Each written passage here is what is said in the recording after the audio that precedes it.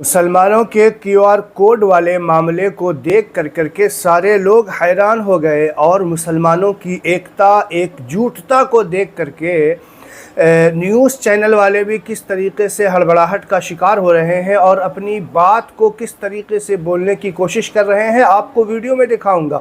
असल में ये मुसलमानों के एकता की ताकत है, इत्तेफाक की ताकत है कि सारे लोग हड़बड़ा गए, हैरान हो गए, परेशान हो गए कि कल जुमा की नमाज के बाद जब इमाम साहब ने ये कहा कि इस क्यूआर कोड पे स्कैन करना ज़रूरी है वरना हमारे वक्फ बोर्ड की ज़मीनें हमसे छिन जाएंगी, तो मुसलमानों ने एकताई दिखाई और इत्तेहाद की ताकत दिखाते हुए जब स्कैन किया जाने लगा तो सारे लोग हड़बड़ाने लगे, हैरान हो गए कि मुसलमान तो एक प्लेटफॉर्म पे आ गए।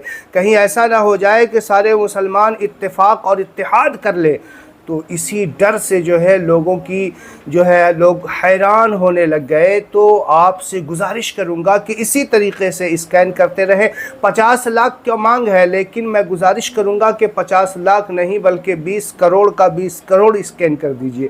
कौन सा इसमें आपका पैसा लग रहा है, कौन सा वक्त खर्च हो रहा है। इसी तरीके से अपने इत्तेहाद और इत्तेफाक का नज़ारा कीजिए ताकि इस तरीके से जो न्यूज़ चैनल वाले आपको दिखाऊंगा किस तरीके से हड़बड़ाहट का शिकार हो रहे हैं।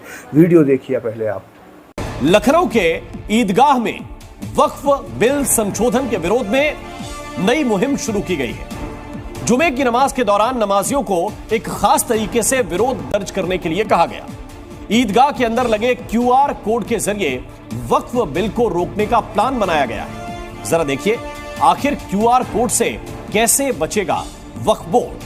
आज जब लखनऊ के ईदगाह में नमाजी पहुंचे तो यहां नमाज के बाद एक अनाउंसमेंट ऐलान करने की देरी थी कि लोग नोटिस बोर्ड पर पहुंचे और वहां लगे क्यूआर कोड को स्कैन करने लगे। यह क्यूआर कोड किसी पेमेंट का कोड नहीं था, बल्कि यह एक एजेंडे के तहत लगाया गया।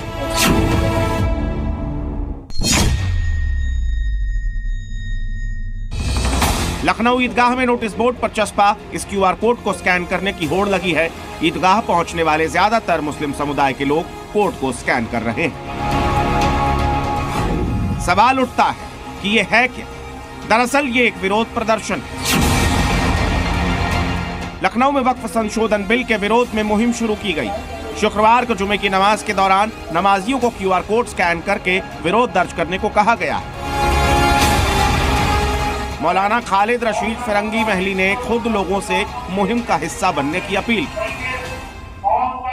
आवाम की आसानी के लिए पर्सनल लॉ बोर्ड ने क्यूआर कोड जारी किया है, तो उस क्यूआर कोड के जरिए से आप आसानी अपनी राय ज्वाइंट पार्लियामेंट्री कमेटी तक पहुंचा सकते हैं। मौलाना ने बताया कि बिल के संबंध में ज्वाइंट पार्लियामेंट्री कमेटी में ज्यादा से ज्यादा लोगों की राय मांगी गई है, लिहाजा बढ़ चढ़कर इसमें हिस्सा लें। नमाज के बाद सभी नमाजी बारकोड को स्कैन करके अपना विरोध दर्ज कर रहे हैं।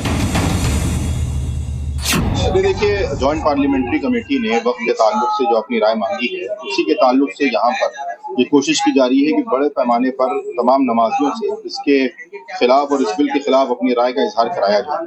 All India Muslim personal law board ने जो क्यूआर कोड जारी किया है, उसके ताल्लुक से यहाँ पर एक क्यूआर कोड को स्कैन करके अपनी राय भेजने का काम किया जा रहा है। वक्फ संशोधन बिल को मुस्लिम संगठन स्वीकार करने को तैयार नहीं। इनका मानना है कि संशोधन से वक्फ की संपत्ति को बड़ा नुकसान होने वाला है। उनका मानना है कि यह बिल संविधान के आर्टिकल 14, 25, 26 और 29 के विरुद्ध। वो उन अमेंडमेंट से पर्सनल लॉ बोर्ड या कोई भी मुस्लिम तंजीम मुत्तफिक नहीं है।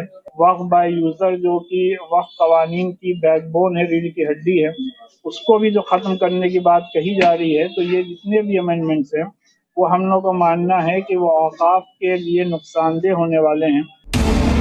वक्फ बिल को रोकने के लिए विपक्ष के कई नेता समेत मौलानाओं ने मुहिम छेड़ रखी है। क्यूआर कोड वाली ये मुहिम भी इसी का हिस्सा है, लेकिन केंद्र सरकार इसे लागू करने को तटस्थ है। अब देखना होगा कि आगे क्या होता है। ब्यूरो रिपोर्ट, जी मीडिया। तो दोस्तों इसी तरीके से QR कोड पे आप स्कैन करते रहें और अपनी एकताई, अपनी इत्तेहाद की ताकत जो है लोगों को दिखाते रहें। ज़्यादा से ज़्यादा इसे शेयर भी ज़रूर करते रहें ताकि जिन्हें मालूम ना हो, जिसे ख़बर ना हो, उस तक आप ये बात पहुंचा दें। ये आपकी ज़िम्मेदारी है, ये हमारी ज़िम्मेदारी है लोगों तक बात को पहुंचाना। अपने इत्तेहाद को, अपने इत्तेफाक को, अपने वक्फ बोर्ड की जो ज़मीन है उसे हमें बचाने के लिए हमें इत्तेहाद की, इत्तेफाक की ताकत दिखानी होगी।